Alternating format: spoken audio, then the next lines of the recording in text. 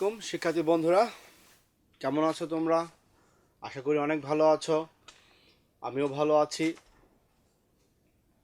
আর যেটি বলবো যে আশা করতেছি তোমরা অনেক পরিশ্রমের সাথে, অনেক উদ্যমের সাথে তোমাদের প্রত্যেকের মধ্যে যে স্বপ্ন আছে সেই স্বপ্নকে বুকে নিয়ে তোমরা সামনের দিকে এগিয়ে যাচ্ছ। আসলে একটি মানুষ কিন্তু তার স্বপ্ন ছাড়া, মানুষ স্বপ্নের মধ্যেই বাঁচে। কিন্তু একটা মানুষকে কিন্তু শুধু স্বপ্ন দেখলেই হয় না, তাকে সেই স্বপ্ন পূরণের জন্য প্রতিনিয়ত তাকে চেষ্টা করে যেতে হয়, তাকে পরিশ্রম করতে হয়, তাকে অধ্যবসায়ী হতে হয়। তো এটি যদি কোনো একজন শিক্ষার্থী করে থাকে, আমার মনে হয় যে সেই শিক্ষার্থীর জন্য আহ, সফলতার স্বর্ণশিখরে ওঠা সহজ হয়ে যায়। তো তোমরা সেই চেষ্টাই করতেছো এবং সামনের দিনগুলোতেও করবে, আমার বিশ্বাস।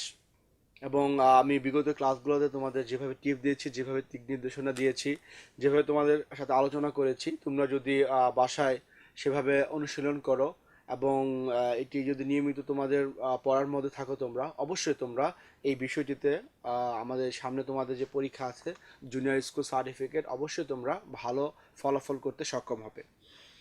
তো শিক্ষার্থী বন্ধুরা, আমরা গত ক্লাসে আলোচনা করেছিলাম যে ফসলের রোগ বলতে কি বোঝায় এবং কোন কোন লক্ষণ দেখলে বোঝা যায় যে একটি গাছের মধ্যে রোগ হয়েছে, এবং বিভিন্ন প্রকার রোগের লক্ষণ নিয়ে আমরা আলোচনা করেছিলাম। আজকে আমরা ওই পার্টটি নিয়ে আলোচনা করব, কিন্তু আজকে আমরা যেটি আলোচনা করব সেটি হচ্ছে আহ, ফসলের প্রতিকার নিয়ে। অর্থাৎ আমরা রোগের লক্ষণ হয়েছিলাম, কিন্তু কিভাবে আমরা প্রতিকার করতে পারি, কিভাবে আমরা দমন করতে পারি, সেটি নিয়ে আমরা আলোচনা করব। তো দেখো, আমাদের বইতে 21 নম্বর পেজে যেটি দেওয়া আছে সেটি আমরা একটু পড়ে নেই। যে প্রতিকার, ফসলের রোগের প্রতিকার রোগাক্রান্ত হওয়ার পূর্বে ব্যবস্থা নিতে হয়। অর্থাৎ কারণ ফসল একবার রোগাক্রান্ত হয়ে গেলে প্রতিকার করা কঠিন, তাই রোগের প্রাদুর্ভাব ঘটার আগে নিচে উল্লেখিত প্রযুক্তিগুলো ব্যবহার করা জরুরি।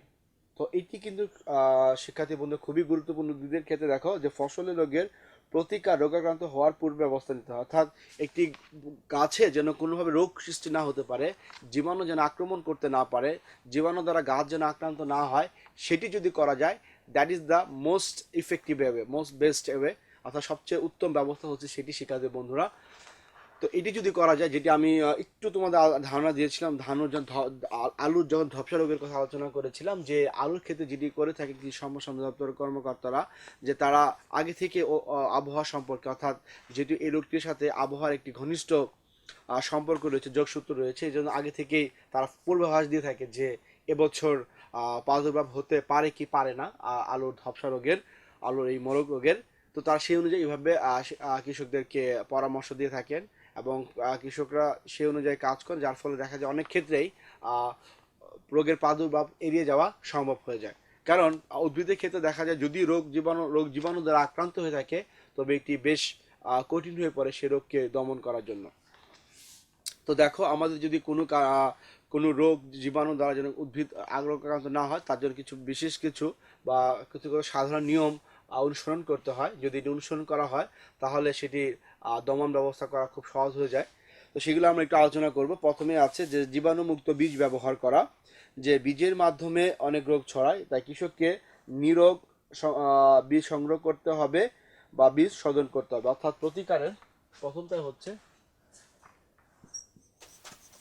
হচ্ছে শিক্ষার্থী বন্ধুরা, যে রোগমুক্ত বীজ ব্যবহার করা।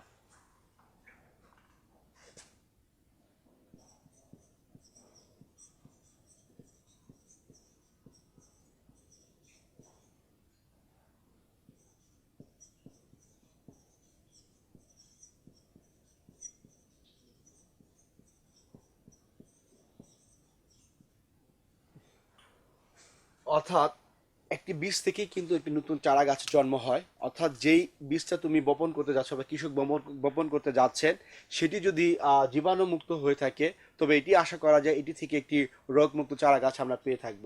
যদি বীজের মধ্যে কোনো জীবাণু লুকিয়ে থাকে বা কোনো জীবাণু এটি অবস্থান করে, এটি কিন্তু আস্তে আস্তে বিস্তারণ করতে সক্ষম হবে। যখন এটি অনুকূল পরিবেশ পাবে, সেই অনুকূল পরিবেশে জীবাণু তার বংশ বিস্তার ঘটিয়ে এটির সামনে, অর্থাৎ বিস্তারণ আরও মারাত্মক অবস্থার দিকে নিয়ে যেতে এটি সাহায্য করবে। এই জন্য একজন কৃষককে যেটি তার লক্ষ্য রাখতে হবে সেটি হচ্ছে যে যেই বীজটি থেকে উনি নতুন চারা গাছ অর্থাৎ তার ফসল সংগ্রহ করবে সেটি যেন জীবাণুমুক্ত হয়ে থাকে, এবং বিশেষ করে যে বীজগুলো গুদামজাত করতে হয় সেগুলোকে নিয়মিত মনিটরিংয়ের মধ্যে রাখতে হবে, পর্যবেক্ষণের মধ্যে রাখতে হবে,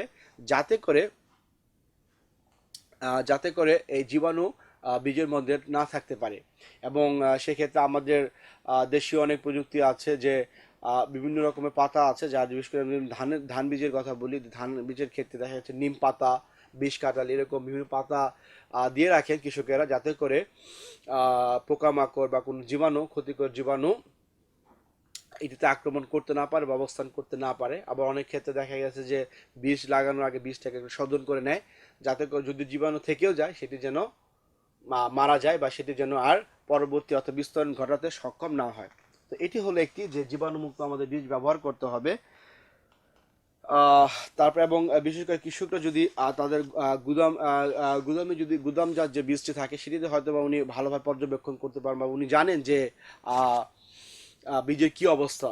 কিন্তু যদি কৃষক সরাসরি বাজার থেকে তার বীজকে সংরক্ষণ করে, তো সেই ক্ষেত্রে অবশ্যই কৃষক এটি বেশ ভালোভাবে লক্ষ্য রাখতে হবে যেন যে বীজ থেকে সে যেন কি ভালো মানের বীজ হয়ে থাকে, সে বীজে যেন কোনো প্রকার জীবাণু না থাকার সম্ভাবনা থাকে, অর্থাৎ বিশ্বস্ত যারা বীজ বিক্রেতা আছে তাদের কাছ থেকেই বীজ সংগ্রহ করতে হবে। এরপর দেখো দেওয়া আছে বীজ শোধন, যেটা আমি বললাম যে যদি জীবাণু থেকেই থাকে, যদি এরকম কোনো সংশয় থাকে বা অবকাশ থাকে, তো সেক্ষেত্রে যেটি করা হয় যে বীজকে শোধন করা হয়, অর্থাৎ বিভিন্ন রকমের আমাদের যে আহ, বীজ শোধনের ওষুধ আছে, ট্যাবলেট জাতীয় বিভিন্ন ওষুধ আছে, সেটিকে সেটি দ্বারা বীজকে শোধন করা হয়ে থাকে। দেখো যে অনেক বীজ আছে নিজেরাই রোগ ব্যবহার করে, বীজবাহিত রোগ জীবাণু নিরোধ করার জন্য বীজ শোধন একটি উত্তম প্রযুক্তি। এটি এই জন্য ছত্রাকনাশক ব্যবহার করা হয়। ছত্রাকনাশক ছাড়াও এছাড়া আমাদের যে বিশেষ ভেষজ গুণাগুলি বলে বলি, ভেষজ গুণাবলী সম্পন্ন যে ওষুধগুলো আছে আমাদের, রসুন এই জাতীয় রসুন থেকেও কিন্তু রসুনের ট্যাবলেট তৈরি করে অনেক সময় বীজকে শোধন করা হয়। এরকম আর কিছু ভেষজ উদ্ভিদ সম্পন্ন গাছ আছে, সেগুলো নির্যাস থেকেও তৈরি করা আহ, নির্যাস থেকে তৈরি করা বিভিন্ন জীবাণুনাশক দিয়েও কিন্তু এই বীজকে শোধন করা হয়ে থাকে। তো একটি গেলে হচ্ছে আমাদের জীবাণুমুক্ত বীজ করে, তারপরে এরপর রয়েছে হচ্ছে আমাদের বীজ শোধন।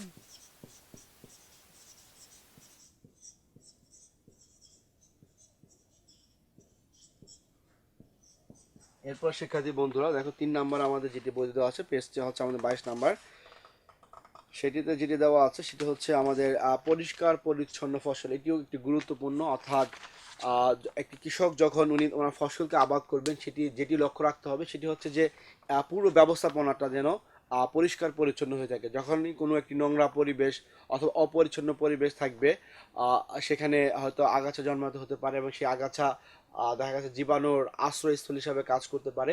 এই জন্য একজন কৃষক যখন কোনো ফসলের আবাদ করবেন, অবশ্যই সেটি যেন তার বীজ বোনা থেকে শুরু করে, অর্থাৎ একটি ফসল উৎপাদনে চাষাবাদের প্রত্যেকটি পর্যায়ে যেন সে পরিচ্ছন্ন ক্লিন কাল্টিভেশন যেন করতে পারে, সেই বিষয়ে তাকে অবশ্যই লক্ষ্য রাখতে পারবে। এই জন্য 3 নাম্বারটা বলতে দেখো যে পরিষ্কার পরিচ্ছন্ন ফসল আবাদ করা, অর্থাৎ ফসলের ক্ষেত্রে আগাছা থাকলে ফসল রোগাক্রান্ত হয়ে পড়ে, অর্থাৎ আগাছা অনেক রোগের উৎস, তাই আগাছা পরিষ্কার করে চাষাবাদ করতে হবে। এবং আগাছা যে শুধুমাত্র জীবাণুর উৎস হিসাবে কাজ করে তা না শিক্ষার্থী বন্ধুরা, আগাছা আরেকটি যেটি কাজ করে থাকে সেটি হচ্ছে যেটি সকল প্রকার উৎস, অর্থাৎ একটি গাছ বড় হওয়ার ক্ষেত্রে তার যে প্রয়োজনীয় পুষ্টি উপাদান দরকার, সে প্রকৃতি থেকে যে তার যে যে উৎসগুলো পেয়ে থাকে, এই প্রত্যেকটি উৎসের সাথে কিন্তু আগাছা প্রতিযোগিতা করে থাকে। এই জন্য দেখা গেছে যে গাছের পুষ্টি উপাদানেরও এক্ষেত্রে ঘাটতি হতে পারে, এবং গাছের যে স্বাভাবিক বৃদ্ধি এবং বিকাশ যেটি আছে সেটিও কিন্তু বাধাগ্রস্ত বা ব্যাহত হতে পারে যদি মাঠে আগাছা থাকে। এই জন্য অবশ্যই আগাছার দিকে লক্ষ্য রাখতে হবে, এবং আগাছা দেখা মাত্র এটি নিয়মিত আগাছা দমন করতে হবে, যাতে করে কোনো জীবাণু অথবা গাছের পুষ্টি উপাদান সংগ্রহ করতে যেন কোনো সমস্যা বা ব্যাহত না হয়। এই জন্য শিক্ষার্থী বন্ধুরা যে আমাদের তিন নম্বর পয়েন্টটি হচ্ছে যে পরিষ্কার পরিচ্ছন্ন ফসল আবাদ করা।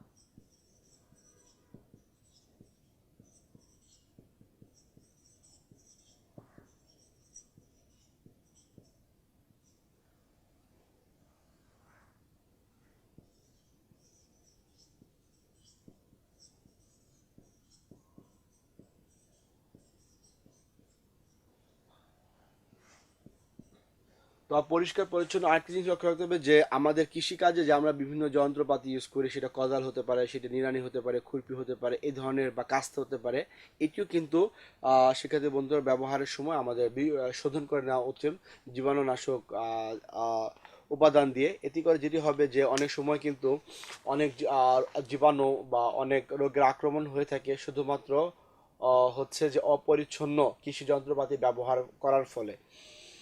তো এটিও আমাদের কৃষকদের মাথায় লক্ষ্য রাখতে হবে, বা একজন কৃষককে যে যখন উনি কোনো ফসল আবাদ করবেন, শস্যের আবাদ করবেন, অর্থাৎ যে বিভিন্ন রকমের যে কৃষি যন্ত্রপাতি ব্যবহার করতেছেন সেটি যেন পরিষ্কার পরিচ্ছন্ন থাকে এবং তাতে যদি কোনো জীবাণু না থাকে, এবং এটি দ্বারা যেন গাছের কোনো ক্ষত বা এই জাতীয় কোনো অর্থাৎ অনুকূল পরিবেশ, অর্থাৎ কোনো একটি জীবাণু প্রবেশ করা যেন অনুকূল পরিবেশ ঘটতে না পারে, সেটি তাকে লক্ষ্য রাখতে হবে। এরপর লাস্টে যেটি দেওয়া আছে শিক্ষার্থী বন্ধুরা, যেটি দেওয়া আছে দেখো, রোগাক্রান্ত গাছ পুড়িয়ে ফেলা বা মাটিতে পুঁতে ফেলা। রোগাক্রান্ত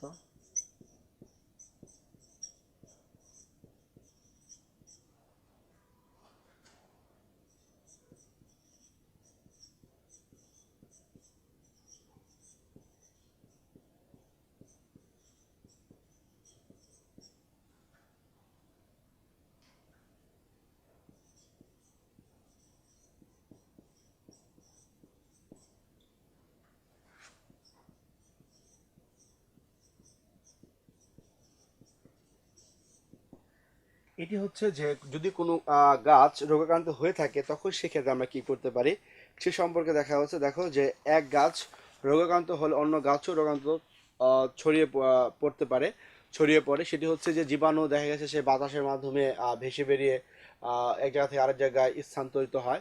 তো সেটির মাধ্যমে যদি হয় যে এক গাছ থেকে এবং একটি গাছের পাতা আরেকটি গাছের পাতার সংস্পর্শে আসলে এভাবে অর্থাৎ সরাসরি সংস্পর্শের কারণেও দেখা গেছে যে জীবাণু ছড়িয়ে পড়তে পারে।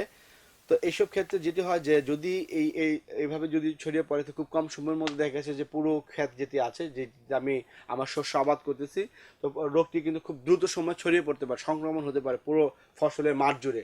তো সেক্ষেত্রে যেটি হবে যে আমার যে অংশটি অর্থাৎ যে পাতাটি রোগাক্রান্ত হয়েছে সেটিকে পুড়ে ফেলতে পারি। দেখো যে যেটি লেখা আছে বইতে, যে যাতে রোগ পুরো মাঠে ছড়িয়ে পড়তে না পারে সেজন্য নির্দিষ্ট রোগাক্রান্ত গাছটি তুলে পুড়ে ফেলতে হবে, নতুবা মাটি খুঁড়ে পুঁতে ফেলতে হবে। অর্থাৎ যখন এই যে মাটি খুঁড়ে আমরা পুড়িয়ে ফেলবো, এর ফলে হবে যে জীবাণুটি মারা যাবে এবং সেক্ষেত্রে জীবাণুটি ছড়িয়ে পড়ার কোনো সম্ভাবনা থাকবে না। তো এই কাজগুলো আমরা করতে পারি। দেখো যে ফসলের রোগ প্রতিকার হিসাবে যে আমরা জীবাণুমুক্ত বীজ ব্যবহার করতে পারি, যেটি বললাম যে আমাদের যে সেটি আমাদের যদি বাজার থেকে সংগ্রহের কথাই যদি আমরা বলি, যে বিশ্বস্ত বীজ বিক্রেতা থেকে আমাদের বীজকে সংগ্রহ করতে হবে, অথবা যদি আমরা আমাদের বাসায় সংগ্রহ করে বীজ ব্যবহার করি অর্থাৎ গুদামজাত বীজ ব্যবহার করি, তো সেক্ষেত্রে আমাদের নিয়মিত কি করতে পর্যবেক্ষণের মধ্যে থাকতে হবে যাতে করে কোনো জীবাণু বীজের সংস্পর্শে না আসতে পারে, ক্ষতিকর জীবাণু। এরপর বীজ শোধন করা যেতে পারে, অর্থাৎ কোনো বীজ জমিতে বপন করার ক্ষেত্রে যে আমাদের যে বিভিন্ন ছত্রাকনাশক যে উপাদানগুলো আছে বা ওষুধ আছে সেটিকে আমরা কাজে লাগিয়ে আমরা বীজকে শোধন করতে পারি। এবং আমি বলেছি যে আমাদের কোনো একটি শস্য উৎপাদন ব্যবস্থার প্রতিটি ক্ষেত্রে আমাদের পরিষ্কার পরিচ্ছন্ন ফসল আবাদ করা যেতে পারে, যাতে করে জীবাণু ছড়িয়ে পড়ার অথবা জীবাণু কোনো একটি উদ্ভিদের দেহে প্রবেশ করার সুযোগ না পায়। আমি বলেছি যে কৃষিকাজে যে একটি শস্য উৎপাদনের সময় যে কৃষক যে বিভিন্ন কৃষি যন্ত্রপাতি ব্যবহার করেন সেটিও তাকে পরিষ্কার পরিচ্ছন্ন অবস্থায় ব্যবহার করতে হবে। এবং হচ্ছে যে রোগাক্রান্ত গাছ পুড়িয়ে ফেলা, যে যদি গাছ অনেক ক্ষেত্রে দেখা যায় জীবাণু খুব দ্রুত এক গাছ থেকে আরেক গাছে ছড়িয়ে পড়তেছে, পুরো ক্ষেত অল্প সময়ের মধ্যে সংক্রমিত হতে পারে, সেজন্য রোগাক্রান্ত গাছ পুড়িয়ে ফেলা বা মাটির মধ্যে পুঁতে ফেলা যেতে পারে। তো এগুলো ছিল হচ্ছে আমাদের প্রতিকারের বিষয়সমূহ। এখন আমরা চলে যাব আমাদের পরবর্তী পার্ট 4, যেটি রয়েছে হচ্ছে মৃত পশু পাখি এবং মাছের ব্যবস্থাপনা। অর্থাৎ যদি কোনো পশু মারা যায় বা কোনো পাখি মারা যায় বা মাছ মারা যায়, তো সেক্ষেত্রে কীভাবে আমরা এদেরকে সৎকার অর্থাৎ কবর দিতে পারি সেটি আমরা সম্পর্কে জানবো শিক্ষার্থী বন্ধুরা।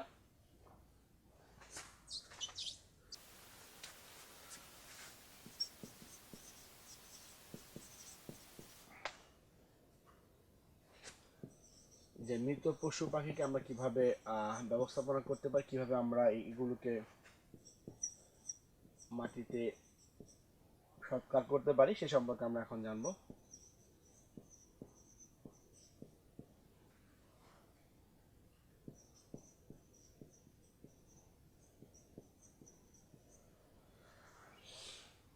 মৃত পশুর সৎকার, মৃত পাখির সৎকার এবং মৃত মাছের সৎকার। মৃত পশু সৎকার, মৃত পশুকে যেখানে সেখানে ফেলা রাখা যাবে না। দেখো লেখা আছে আমাদের পৃষ্ঠা নাম্বার 22-এ। মৃত পশু পরিবেশ দূষিত করতে পারে, পশুর রোগ জীবাণু বাতাসে ছড়ায়, যেটি আমি কিছুক্ষণ আগে বলেছি সেটাতে বন্ধুরা তোমাদেরকে, এবং সুস্থ পশুকে আক্রান্ত করে। উদ্ভিদের ক্ষেত্রে দেখা যায় জীবাণু একটি গাছের পাতা সংস্পর্শে থেকে অথবা বাতাসের মাধ্যমে জীবাণু ছড়িয়ে পড়তে পারে এবং নতুন একটি গাছকে, যেটি সুস্থ এবং নিরোগ একটি গাছকে সংক্রামিত করতে পারে। ঠিক পশুর ক্ষেত্রে এরকম হতে পারে যে পশু কোনো একটি রোগাক্রান্ত পশু থেকে জীবাণু বাতাসের মাধ্যমে ছড়িয়ে পড়ে একটি সুস্থ পশুর দেহে গিয়ে পড়তে পারে এবং এর ফলে সুস্থ দেহেও বিভিন্ন রোগ দ্বারা বা ওই জীবাণু দ্বারা সে সংক্রামিত হতে পারে। এখানে সেটা লেখা আছে, দেখো যে মৃত পশুকে যেখানে ফেলে রাখা যাবে না, প্রথমেই লেখা আছে আমাদের হচ্ছে মৃত পশু সৎকার।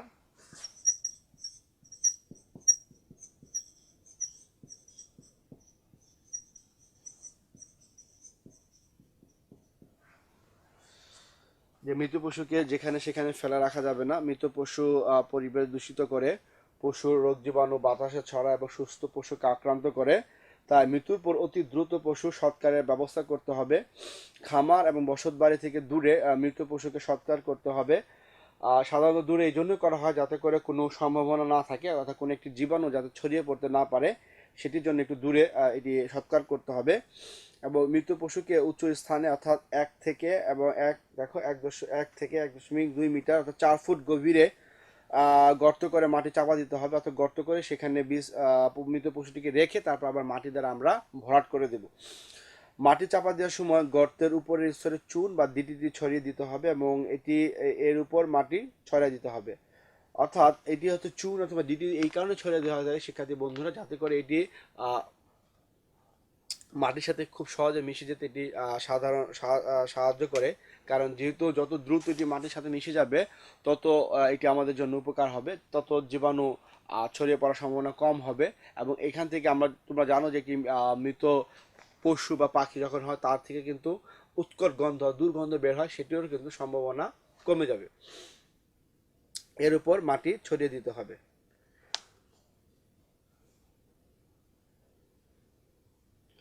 তো এখানে যেটি হচ্ছে যে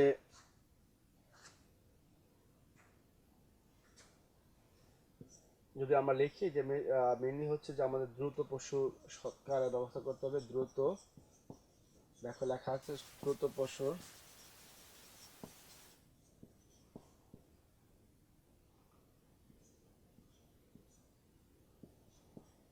সৎকারের অর্থাৎ কবর দেওয়ার ব্যবস্থা করতে হবে।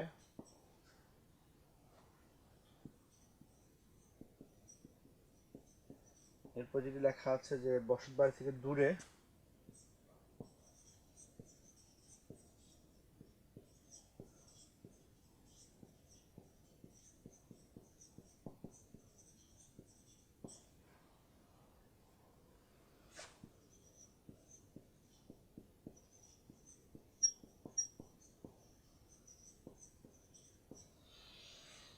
খামার ও বসত বাড়ি দূরে মৃত পশুকে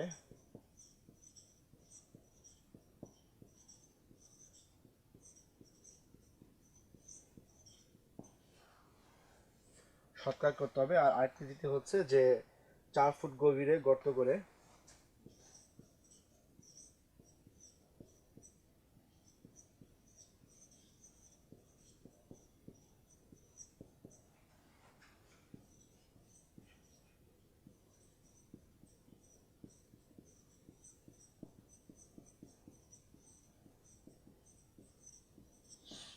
চাপা দিতে হবে। এবং লাস্টে যেটি হচ্ছে যে গর্তের উপরের স্তরে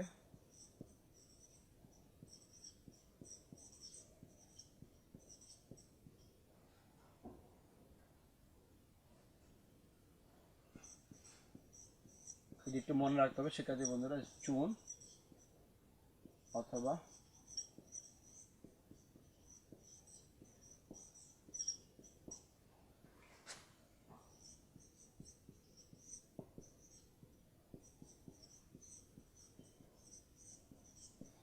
ছড়িয়ে দিতে হবে। অর্থাৎ এই জিনিসগুলো তোমাদের মাথায় রাখতে হবে যে একটি হচ্ছে যে আমাদের যেখানে সেখানে আমরা কোনো মৃত পশুকে আমরা কবর সতর্ক করতে করতে পারবো না। অর্থাৎ এমন একটি করতে হবে যেটি সেটি হতে হবে যে আমাদের খামার এবং বসতবাসের দূরে মৃত পশু সৎকার করতে হবে, এবং পশু মারা যাওয়ার পর যত দ্রুত সম্ভব সেটি আমাদের সৎকারের অর্থাৎ কবর দেওয়ার ব্যবস্থা করতে হবে। এবং আমরা কি করব যে 4 ফুট গভীরে গর্ত করে মাটিকে চাপা দিতে হবে, এবং গর্তের উপরে স্তরে চুন অথবা ডিডিটি অর্থাৎ যাতে করে খুব দ্রুত এটি মাটির সাথে মিশে যায় এবং দুর্গন্ধ যাতে না ছড়ায়, সেটির জন্য আমাদের কি করতে হবে যে গর্তের অপরের স্তরে চুন অথবা ডিডিটি ছড়িয়ে দিতে হবে। এটি ছিল হচ্ছে আমাদের মৃত পশু সৎকার। এরপর আমরা চলে আসি শিক্ষার্থী বন্ধুরা, দেখো দেওয়া আছে যে মৃত পাখি সৎকার। এখানেও একটি জিনিস লেখা আছে যে খামার ও বসত বাড়ি থেকে দূরে সৎকারের ব্যবস্থা গ্রহণ করতে হবে, এবং হাঁস ও মুরগির মৃত্যুর পর যেখানে সেখানে না ফেলে একটি গর্ত করে মাটি চাপা দিতে হবে, এবং অন্যথায় মৃত পাখি থেকে রোগ জীবাণু চারদিকে ছড়িয়ে পড়বে এবং এলাকায় সুস্থ এবং জীবিত পশুকে আক্রান্ত করবে। খামারে মহামারী আকারে একসাথে অনেক পাখির মৃত্যু হলে বড় গর্ত করে চাপা দিয়ে মাটির উপর ডিডিটি ছড়িয়ে দিতে হবে। অর্থাৎ মৃত পশুর যে সৎকার যেটি ছিল সেটির সাথে কিন্তু বেশ সাদৃশ্য রয়েছে, অর্থাৎ খুব কাছাকাছি রয়েছে। একইভাবে আমাদের কি করতে হবে, মৃত পাখির সৎকার করতে হবে, অর্থাৎ খামার এবং বসত বাড়ি থেকে দূরে আমাদের সৎকারের ব্যবস্থা করতে হবে, এবং হাঁস মুরগির মৃত্যুর পর অর্থাৎ যেখানে সেখানে না ফেলে একটি গর্ত করে মাটি চাপা দিতে হবে, এবং অন্যথায় মৃত পাখি থেকে রোগ জীবাণু ছড়িয়ে পড়তে হবে, এলাকার সুস্থ এবং জীবিত পাখিকে আক্রান্ত করবে। আচ্ছা, এটিও আমরা জানলাম। এবং খামারে মহামারী আকার, এটি একটু তোমাদের লিখতে হবে যে একতে বড় গর্ত করে মাটি চাপা দিয়ে মাটির উপর ডিডিটি ছড়িয়ে দিতে হবে। মহামারী আকার হলে এটি আমরা একটু লিখি সেটাতে বন্ধুরা।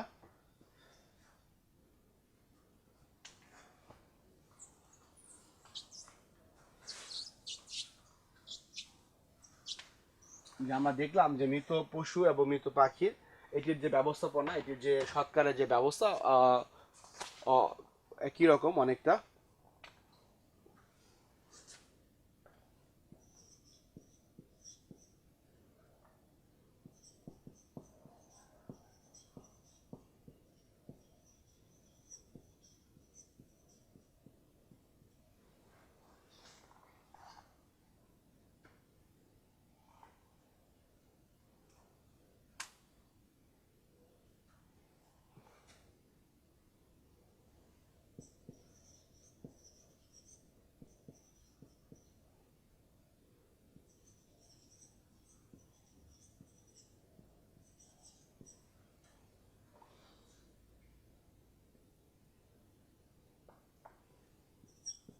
যে খামারে মহামারী আকারে একসাথে অনেক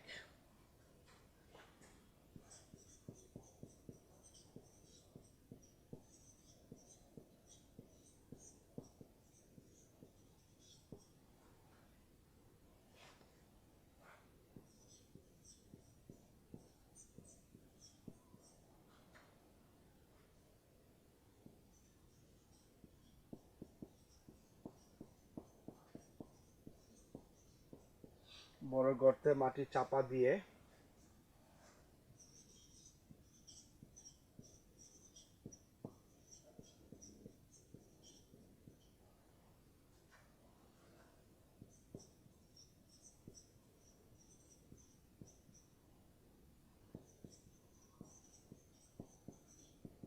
ছিটিয়ে দিতে হবে। তো এটি তোমাদের মাথায় রাখতে হবে যে খামারে মহামারী আকারে, অর্থাৎ মহামারী আকার তোমরা বুঝতে পারছো শিক্ষার্থী বন্ধুরা, অর্থাৎ একসাথে যদি অসংখ্য করে পাখি মারা যায় সেটিকে, অর্থাৎ একই রোগে যদি আক্রান্ত হয়ে অনেক পশু পাখি একসাথে মারা যায় তখন যে অবস্থাটি সৃষ্টি হয় বা দেখা যায় সেটিকে বলা হচ্ছে মহামারী আকারে।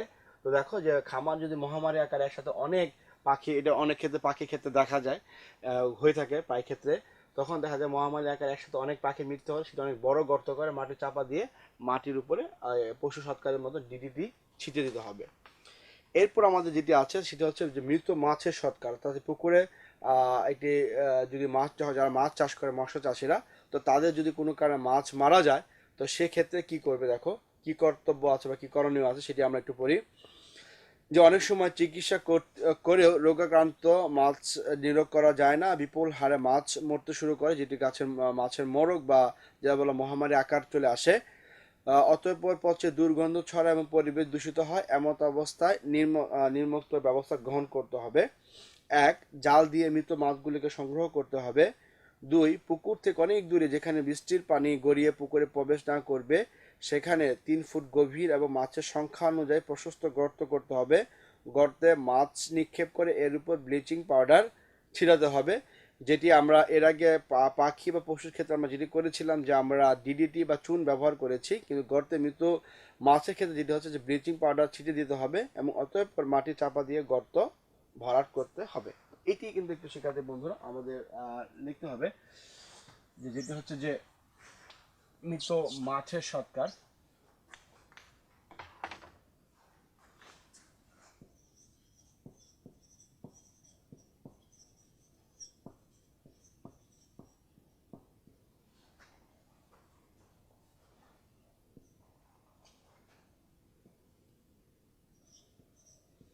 আমরা লিখি প্রথমে হচ্ছে জাল দিয়ে, মাছের যে জাল আছে সে জাল দিয়ে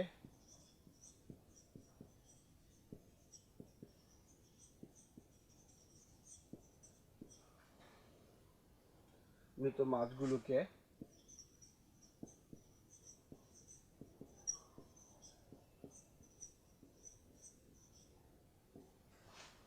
সংগ্রহ করতে হবে।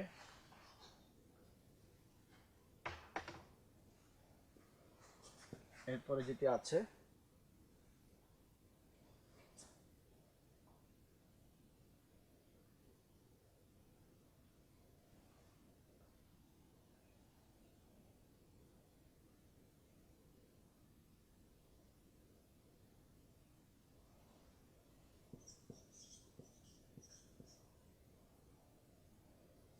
যে পুকুর থেকে অনেক দূরে যেটি করতে হবে শিক্ষার্থী বন্ধুরা, যে বৃষ্টির পানি গড়িয়ে যাতে পুকুরে না পড়ে উঁচু জায়গা নির্বাচন করতে হবে। এটি এই কারণেই করতে হবে শিক্ষার্থী বন্ধুরা, তোমরা জানো যে যখন একটি মাছ মরে যায় এবং সেই মাছের দেহের মধ্যে বিভিন্ন ক্ষতিকর জীবাণু রোগ জীবাণু ছড়িয়ে থাকে, তো বৃষ্টির পানি যখন গড়িয়ে পুকুরে পড়বে তো সেক্ষেত্রে কিন্তু আবার নতুন করে সেই জীবাণু দ্বারা সংক্রমণের একটা সম্ভাবনা থেকে থাকে। এই জন্য আমরা দেখো যে পুকুর থেকে অনেক দূরে যেখান থেকে বৃষ্টির পানি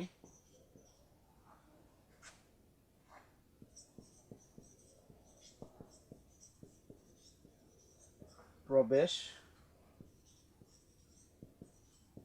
করবে না সেখানে 3 ফুট গভীর, আমরা যেটা বলেছিলাম যে যদি আমরা পশুর ক্ষেত্রে বলি সেটি হচ্ছে 4 ফুট গভীরতা বিশিষ্ট হতে হবে এবং মাছের ক্ষেত্রে যেটি হচ্ছে সেটা 3 ফুট বিশিষ্ট গভীরতা হতে হবে। সেখানে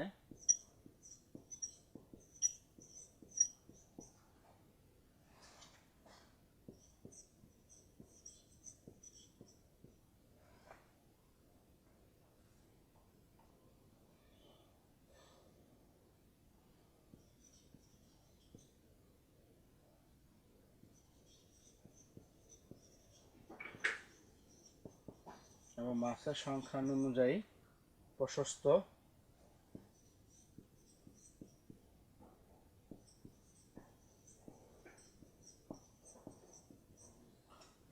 গর্ত করতে হবে এবং পরিশেষে যেটি করতে হবে যে সেই গর্তে মৃত মাছ নিক্ষেপ এরপর ব্লিচিং পাউডার দিতে হবে। গর্তে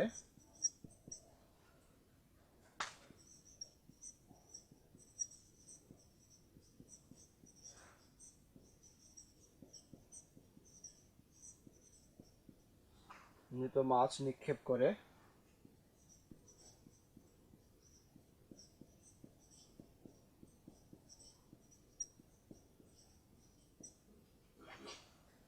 ব্লিচিং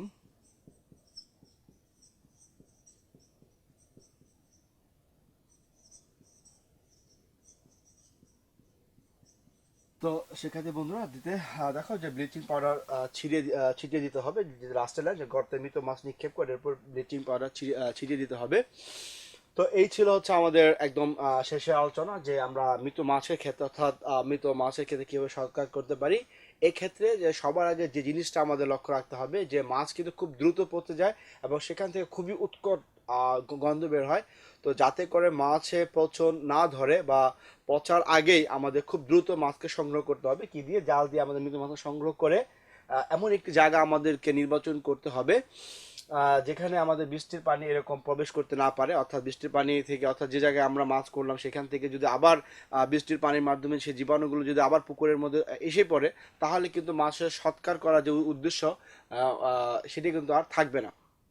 এই জন্য এমন একটি জায়গা নির্বাচন করতে হবে যেখানে বৃষ্টির পানি প্রবেশ করতে না পারে, এরকম একটি জায়গায় 3 ফুট গভীর বিশিষ্ট এবং মাছের সংখ্যা অনুযায়ী, অর্থাৎ মাছ বেশি হলে গর্তটা একটু বড় হবে, প্রশস্ততা একটু বাড়বে, আর কম হলে কম হবে, এরকম একটা জায়গায় গর্ত করতে হবে এবং সেই গর্তে মৃত মাছগুলো নিক্ষেপ করে এরপর ব্লিচিং পাউডার দিয়ে ছিটিয়ে দিতে হবে।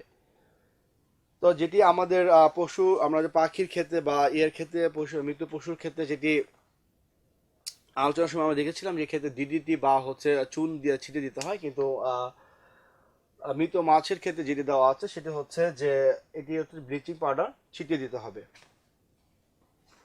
আর পশুর ক্ষেত্রে যেহেতু পশু সাধারণত মাছ আমাদের দেশে পুকুরে সাধারণত যে মাছগুলো চাষ করে থাকে, সেই মাছগুলো যদি আমরা বলি বিভিন্ন কাপ জাতীয় মাছ বা তেলাপিয়া, সেই মাছগুলোর যদি আমরা আয়তন বা উচ্চতা বলি বা সাইজ বলি, দৈর্ঘ্য বলি, সেটি কিন্তু পশু থেকে শিক্ষার্থী বন্ধুরা ছোট হয়ে থাকে।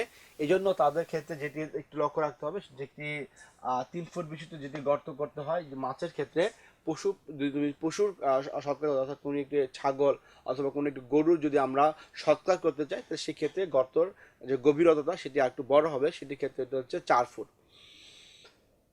তো শিক্ষার্থী বন্ধুরা, আজকে আমাদের পাঠ, এই আলোচনায় আমরা যদি আমরা সাম আপ করি, আমরা যদি একদম জিস্ট যে অংশগুলো আমরা যদি দেখি, তো সেটি হচ্ছে যে আমরা প্রথমে প্রতিকার, অর্থাৎ একটি ফসল যদি কোনো রোগ দ্বারা আক্রান্ত হয়ে থাকে, তো সেক্ষেত্রে আমরা কি কি ব্যবস্থা করতে পারি, অথবা সে রোগ আক্রান্ত হওয়ার পূর্বে কোন কোন ব্যবস্থা গ্রহণ করলে আমাদের কোনো একটি ফসল কোনো একটি জীবাণু দ্বারা, ক্ষতিকর জীবাণু দ্বারা আক্রান্ত না হয় আমরা সেই বিষয়গুলো সম্পর্কে জানতে আলোচনা করেছি।